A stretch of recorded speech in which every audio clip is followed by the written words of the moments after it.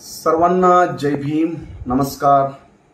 आज नागपूर येथील ऐतिहासिक दीक्षाभूमीवर जे चुकीच्या पद्धतीनं अंडरग्राउंड पार्किंग ज्याची कुठलीही गरज नसताना महाराष्ट्र शासनाच्या माध्यमातून देवेंद्र फडणवीस असतील, नितीन गडकरी असतील यांनी दीक्षाभूमी स्मारक समितीच्या काही चेल्या चपाट्यांना हाताशी धरून हा जनतेला नको असणारा, जनतेनं कधीही याची मागणी केली नसलेली ही अंडरग्राउंड पार्किंगची जी अत्यंत चुकीची व्यवस्था आहे, या व्यवस्थेला जनतेतून प्रचंड मोठा विरोध झाला आणि हा सगळा प्रकार आज जनतेच्या रेट्यापुढे फुले शाहू आंबेडकरी जनतेनं हे सगळं काम बंद पाडण्यासाठी या दीक्षाभूमी स्मारक समिती असेल, भारतीय जनता पार्टी असेल, आरएसएस असेल, या सगळ्या लोकांना हे बंद पाडण्यासाठी भाग पाडलं।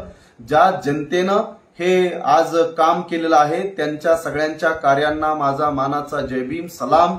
मी या निमित्तानं त्या सर्व लोकांना ज्यांच्यापर्यंत हा व्हिडिओ पोहोचणार आहे, आपल्या सर्वांना माझी विनंती आहे की या जनतेच्या आंदोलनाला वंचित बहुजन आघाडीचे नेते श्रद्धेय बाळासाहेब आंबेडकर यांनी तात्काळ आपला पाठिंबा जाहीर करून या जनतेच्या भावनेचा स्मारक समितीने, शासनाने विचार केला पाहिजे आणि अशा प्रकारची जनभावनेला पायदळी तुडून आपण असं कुठलंही काम करू नये, अशा प्रकारची वंचित बहुजन आघाडीने या भूमिकेला समर्थन केलेलं आहे आणि आपल्या सगळ्यांना आमच्या वतीनं हार्दिक हार्दिक शुभेच्छा, ज्यांनी हे आंदोलन केलं आणि यशस्वी केलेलं आहे। मी या निमित्तानं आपल्याला हेही सांगेन की हे आंदोलन जरी यशस्वी झालं असलं तरी मूळ भूमिका ही आपल्या सर्वांना परत एकदा समजून घेणं गरजेचं आहे। म्हणजे आज आपल्या सगळ्यांना माहिती आहे की नेमकं ही करार केला कुणं, या बांधकामाचा करार करण्याचा अधिकार दीक्षाभूमीचे अध्यक्ष किंवा सचिव या दोघांना आहे, या दोघांपैकी एकाला आहे। मग हा बांधकाम करण्याचा करार महाराष्ट्र शासनासोबत कोणी केला? काय तो करार हे लोक जाहीर करणार आहेत का? त्या करारामध्ये काय तरतुदी आहेत? नेमकं या दीक्षाभूमीच्या समितीवर गव्हर्निंग जी बॉडी आहे त्या बॉडीवर 13 लोक आहेत, पण आजपर्यंत 12 लोकांची नावं डिक्लेअर केली जातात। हे 13वं नाव का लपवलं जातं?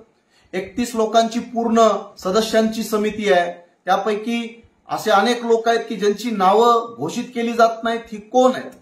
नागपूरमध्ये दीक्षाभूमीच्या आंदोलनाची ज्यांना जाणीव आहे त्या सर्वांना माहिती आहे की आशिष द्विवेदी हा नितीन गडकरीचा अत्यंत जवळचा आणि आरएसएसच्या मुशीमधला माणूस आहे।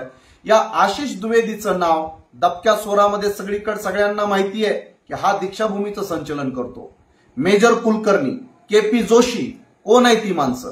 काय आपली दीक्षाभूमी ही आज आरएसएसच्या, बीजेपीच्या, काँग्रेसच्या या तत्सम लोकांच्या माध्यमातून चालते का?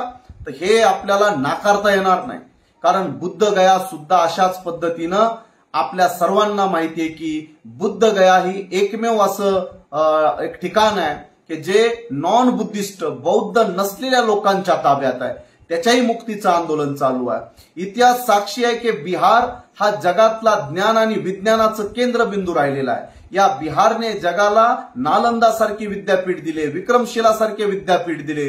जगात ज्ञान आणि विज्ञानाची क्रांती करणारं बिहार, जगाला ज्ञान आणि विज्ञान शिकवणारं बिहार, पण आज जगातलं सर्वात अज्ञानी, निरक्षर आणि गुंड, डाकू आणि अत्यंत मागासलेलं राज्य म्हणून ओळखलं जातं। ही यासाठीच आपल्या सर्वांना माहिती आहे की पुण्यामध्ये ज्योतिराव फुल्यांना जी पहिली शाळा काढली, त्या भेड्यांच्या वाड्यातली पहिली शाळा, पण नेमकं त्याच शाळेच्या अगदी बरोबर पुढं दगडूशेठ हलवाईचा गणपती येतो।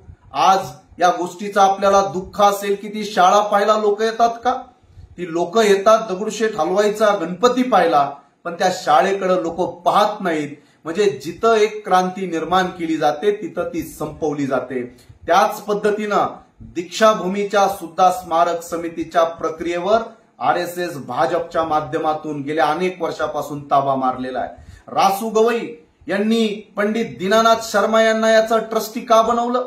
रासू गवईनं पंडित दीनानाथ शर्मांना ट्रस्टी बनवलं तेव्हापासून आता जी दबक्या स्वरामध्ये ही जी मी नावं आता इथं उल्लेख केलेली आहेत, त्यामुळे आपली दीक्षाभूमी सुद्धा फक्त नावाला आपली आहे, पण व्यवहारामध्ये या दीक्षाभूमीच्या माध्यमातून शासनाचे जे करोडो रुपये येतात, या करोडो रुपयाचा जो वापर केला जातो, हा वापर बौद्ध धम्माची चळवळ बळकट करण्यासाठी की आंबेडकरी चळवळ बळकट करण्यासाठी केला जातो का? तर बिलकुल नाही। आपल्या सर्वांना याची कल्पना आहे। म्हणून फक्त निषेध करून चालणार नाही.